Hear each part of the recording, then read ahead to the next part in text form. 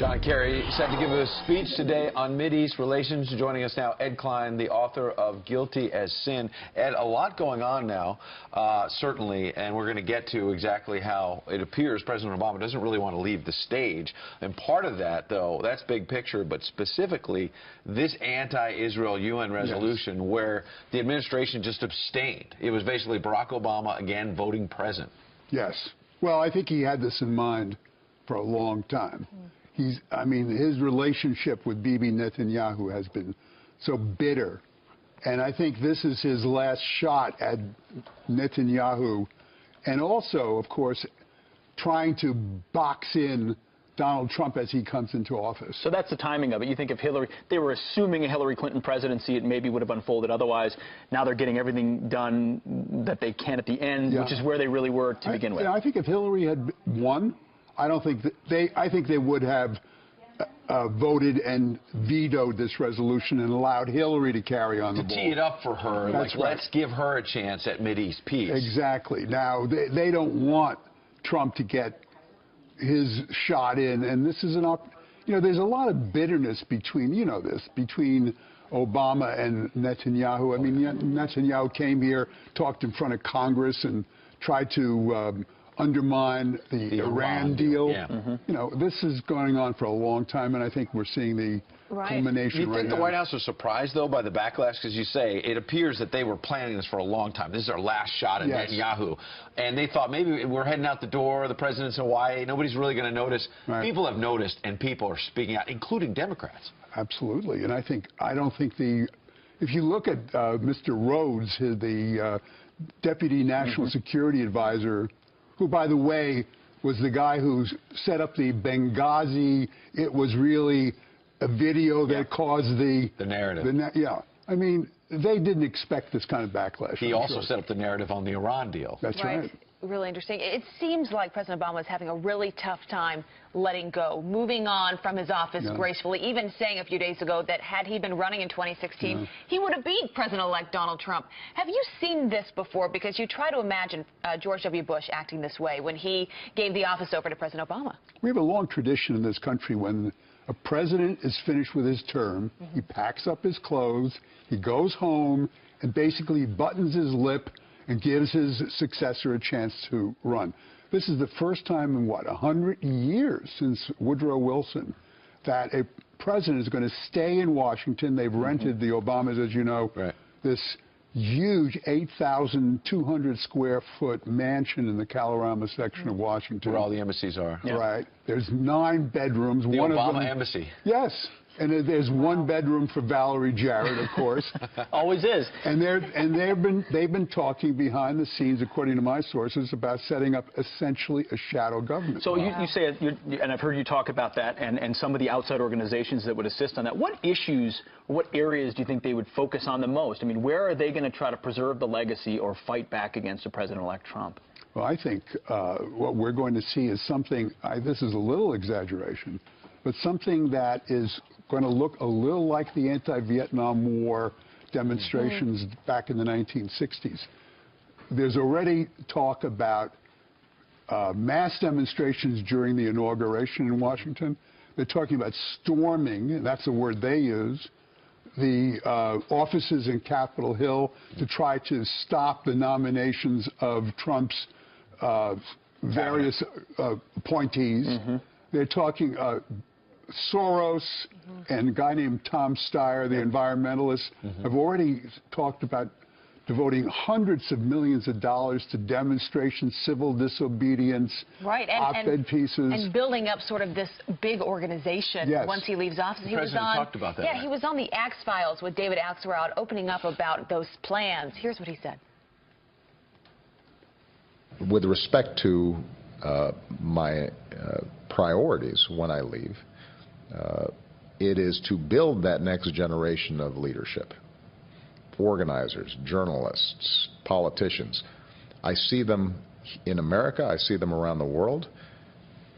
20-year-olds, 30-year-olds who are just full of talent, full of idealism. And the question is, how do we link them up? How do we give them the tools for them to bring about progressive change. And I want to use my presidential center as a mechanism for developing that next generation of talent. You know, and when he talks about a next generation, too, it's you play that right off what Harry Reid said a little while ago. He played the bite where he said he admitted the Democrats don't have a new generation right now, that Joe Biden and Bernie Sanders, they're all in their late 70s. So their bench is very old. Very old. But, you know, Obama's going to have a lot of competition to set up this new government that he's talking about for the future. He's got the bitter enders in the Hillary Clinton machinery who also want to be the leaders of the Democratic Party. He's got Capitol Hill. We're talking about Schumer and Nancy Pelosi. Elizabeth Warren, the left wing. I mean, there's going to be a lot of internecine battle inside the party for the heart and soul of that party. You mentioned that. That's interesting, just sort of the bench and how many Democrats want to take the lead there. Many people saw the comment about President Obama saying he could have beat Mr. Trump as really a shot at Hillary Clinton, of all people. It was. I mean, here, the president went around the country saying she was the most qualified candidate in history. His legacy's on the line. Forget Washington, Jefferson, Eisenhower, and so forth, right? And then his legacy was on the line, exactly. And what happened? He went to Michigan, North Carolina, he went to Florida, and each of those states, Pennsylvania, and each of those states went to Donald Trump. And I feel like with that statement, it almost feels like he's going back to his sweet spot as a community organizer, as a protester, as an out-and-out leftist. Yeah. Well, he's always been there. He's been there. I mean, that's exactly, we're going back to where he was when he first took office. Exactly. And he wants to try to put that Obama coalition that Hillary Clinton could not put together. Could not put together, exactly. Ed Klein, we appreciate you being here. Thank you. I always appreciate you breaking all this stuff down. Good to see you this morning. He's a smart guy. Yeah, that's a thing or two. Welcome back. President-elect Trump about to inherit a world of problems. Critics of the Obama administration point to a legacy of failed foreign policy so-called agreements that have made us weaker on the world stage. Here to break them down for us this morning, just a few of them, is Fox News contributor Jillian Turner. She was part of the White House National Security Council staff under both Presidents George W. Bush and President Obama. Good morning. Thanks for joining us. So you've seen deals like this on both sides of the aisle, but under this administration, there's been some very critical ones that are going to have implications going forward. Yeah, I mean, there's very few people out there you're going to find, even supporters of President Obama, who are going to tell you that foreign policy has been his strength and that his legacy is going to be really solid there. There's a lot of questions open up during the course of his administration that are going to have to be answered. A lot of chaos, a lot of open questions, as you said. One of those is the Iranian nuclear deal, which Trump has said he's going to tear apart or readjust. What are the implications of that agreement? Well, you know, it's interesting because this deal obviously hasn't failed yet. It's still active right now. But I kind of view it's active. I view it as a fail for the American people and even for the Iranian people, who this was billed as being great for. You know, there was this whole groundswell of support from the Iranian citizens for this because this was going to open up their economy. It was going to help them grow their national economy. And the reality is that 10 years from now, if you check back with them, most of them are not going to have significantly better lives. They're not going to have more money. And that's going to be one of the major tragedies to come from this deal that no one's talking about. The strategic imperative for us was preventing nuclear Iran. Right. And then there's the whole reason it's bad for us. And it's even worse for us because I think part of what we gave up here when we sat down to the table just to negotiate here without any preconditions was the leverage we had over the Rouhani regime. And that's something that's going to hurt us in the long term. Absolutely. All right, the Syrian red line, a lot of tough rhetoric that never materialized, and chaos, humanitarian disaster. What are the implications of that? And people will push back on us and say, it wasn't really an agreement. There was nothing signed. There was nothing binding. But I would argue that something the President of the United States commits to the international community is binding, and there's an obligation for him to really account for what has gone down since he reneged on that promise. Why does he continue to defend that decision and say, hey, I know I didn't intervene the way that I said I would, but that was the right call?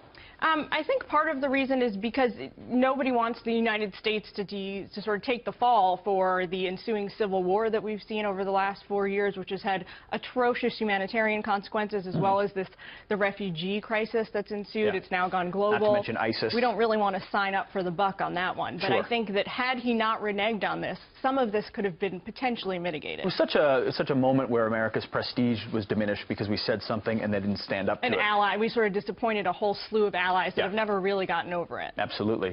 All right, the Russian New START treaty. So this is a treaty that was signed between the United States and Russia in 2010 when there was a lot of excitement and hope about the sort of the reset. President Obama. This is the right, button, you know, right? this was like everything, and the reality is that every new administration does get a clean slate. They get to decide how they're going to deal with our allies and our adversaries around the globe. Yeah. Many thought that President Obama and President Putin were going to have a working relationship, but I hold this up as a failed agreement in the sense that it kind of, there was all this hype, and we now look back 8 years later, or 6 to 7 years later, and we see how far the relationship has really deteriorated. We can't even agree on how to fight common adversaries in ISIS. You're right. It's become an adversarial relationship where there was promise. All right, Trans-Pacific Partnership. So last one is the TPP. This is counted as a failure because it's wilting on the vine, is basically what's come out of it. And the president-elect has come out. It was like a lot of hope but no chance it. for this to kind of happen, and now the president put a whole lot of personal capital into it. It's not going to come to be, and so it's just a whole lot of wasted energy. And Jillian Turner, thanks a lot for your expertise. Thanks. And you're going to be with us all week, right? I will. All right, more to come on this then. And plenty of security threats to come that will